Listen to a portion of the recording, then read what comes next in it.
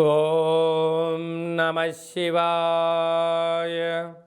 ఓం నమో నారాయణాయ.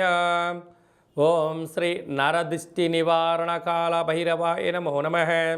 ఓం శుక్ర అరిష్టేతు సంప్రాప్తే శుక్ర పూజాంచ కారయేత్.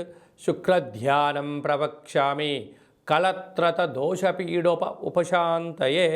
హరి ఓం. మా ఛానల్కి స్వాగతం. చూస్తున్న వీక్షకులకు ప్రేక్షకులకు ప్రియ కాళభైరవ భగవద్బంధులకి స్వాగతం పలుకుతూ మమ్మల్ని ఎంతగానో ఆదరిస్తూ ఉండబడినటువంటి ప్రియ సోదర సోదరీమణులకు అందరికీ స్వాగతం పలుకుతూ జ్యోతిష్య అభిమానులకు సనాతన ధర్మ వీక్షకులకు సంరక్షణ అందరిపైనను శుక్ర భగవానుడి యొక్క ఆశీస్సులు ఉండాలని కోరుకుందాం.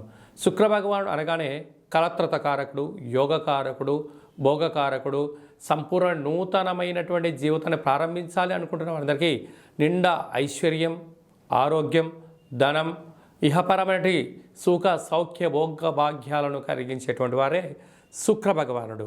26/12/2023 నుండి 18/1/2024 వరకు వృశ్చిక రాశిలో ఏడాది తర్వాత సంచారం చేయనప్పుడు ఎలాంటి ఫలితాలు ఇవ్వబోతున్నాయో సవివరంగా సంపూర్ణంగా తెలుసుకుందాం. మేషరాశి వారికి శుక్ర భగవానుడు వృశ్చిక రాశిలో అష్టమ స్థానంలో ఏడాది తర్వాత సంచారం చేయడం వలన వృత్తులలో, ఉద్యోగాల్లో, వ్యాపారాల్లో ఓర్పు, పట్టుదల, సహనం కార్యక్రమాల వల్ల నూతనమైనటువంటి ఆభరణాలు, వాహనాలు, క్రయ విక్రయాలు యోగదాయకం గమనించాలి. సాఫ్ట్వేర్ ఉద్యోగస్తులు, హార్డ్వేర్ ఉద్యోగస్తులు, వ్యవసాయ సోదరీమణులు, గృహ భవన నిర్మాణ కార్యక్రమాలు చేసేటువంటి దానికి కూడా ఇది చాలా మంచి కాలము అని చెప్పి గమనించాలి. శుక్ర భగవానుడు అందరిపైన చల్లని చూపు చూసినట్లయితే నిత్యము నూతనమైన వస్త్రాలు, పట్టు పీతాంబర వస్త్రాలు, బంగారు ఆభరణాలు, నూతనమైన వాహనాలు, గృహాలు, విదేశీయానము, సంపూర్ణంగా మనసులో ఏదైతే కోరుకుంటున్నారో అది విజయం సాధిస్తూ అద్భుతమైన ఆనందంలో ఉక్కిరి బిక్కిరి చేసేటువంటి దశనే శుక్రమహార్దశ. అందుకే చాలామంది అదృష్టవంతుని ఎవరు ఆపలేరు అని ఎలా చెప్తారో వాళ్ళు మట్టి పట్టుకున్న రియల్ ఎస్టేట్ వ్యాపారంలో కోట్లు సంపాదించడం, భవన నిర్మాణ కార్యక్రమాల్లో కోట్లు సంపాదించేస్తూ వ్యాపార సామ్రాజ్యాన్ని వారి యొక్క చూపుతో కట్టి చేసే శక్తి శుక్ర భగవానుడికి మాత్రమే ఉంటుంది.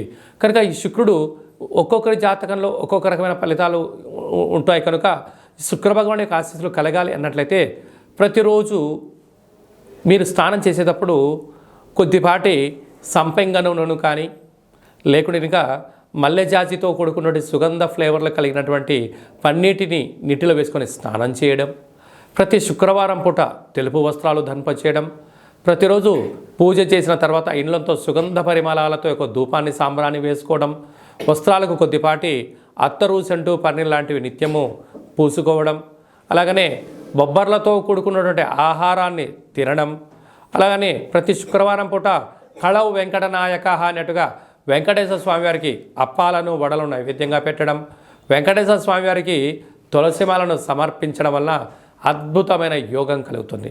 అలాగనే ప్రతి శుక్రవారం పూట ఉదయం 6 గంటల నుండి 7 గంటల వరకు శుక్రహోర జరుగుతూ ఉంటుంది. కనుక తెలుపు వస్త్రాలను ధరింపచేయడము, ఇల్లంతా ధూపాలతో అంటే మంచి ఫ్లేవర్లతో సుగంధ పరిమళాలను ఉంచుకోవడం వల్ల శుక్రుడి యొక్క ఆశీస్సులు కలుగుతాయి. అలాగనే స్నానం చేసేటువంటి కాల సమయంలో మీ యొక్క బంగారు ఉంగరాన్ని రాగి చెంబులో ఉంచి ఆ తదనంతరం స్నానం చేయడం వలన సంపూర్ణమైన సువర్ణమయం మీ యొక్క జీవితంలో స్వాగతం పలకడానికి అవకాశం ఉంటుంది. అలాగనే ఒక తెలుపు వస్త్రంలో బొబ్బర్లను పోసి సూర్యభగవానికి నమస్కారం చేసుకొని 20 సార్లు ఓం ద్రాం ద్రీం ద్రోం సహ శుక్రాయ నమః అనేటి మంత్రాన్ని ఉచ్చరింపచేసుకొని ఈ యొక్క తెలుపు వస్త్రంతో కూడుకున్నట్టు ఈ బొబ్బర్లను బ్రాహ్మణుడికి దానం ఇవ్వడం వలన అఖండ ఐశ్వర్యం కలుగుతుంది. పక్షులకు దానం చేయడం వలన మీకు రుణ సమస్యలు, రోగ సమస్యలు, గృహ భవన కార్యక్రమాల్లో ఉండబడిన ఆటంకాలు, భార్యాభర్తల మధ్య ఉండబడిన విభేదాలు తొలగిపోతాయి. అలాగనే గోమాతకు ఆహారంగా ఏర్పాటు చేయడం వలనట్లయితే సంచిత, ప్రారబ్ధ, ఆగమి కర్మలు కూడా తొలగిపోతాయని చెప్పి గమనించాలి. ఇంకనూ మీరు ఇవంతనూ రోజు కుదరదండి, చేయలేమండి, ధాన్యం చాలా ఖర్చు అవుతుందండి, ఈ సమయానికి నీళ్లు, పక్షులు, బ్రాహ్మణులు దొరకలేదు అనుకుంటున్న వారందరికీ ఒక అద్భుతమైనటువంటి ఏమిటయ్యా అంటే శుక్రగ్రహ కల్పవృక్ష దేవత అంటారు.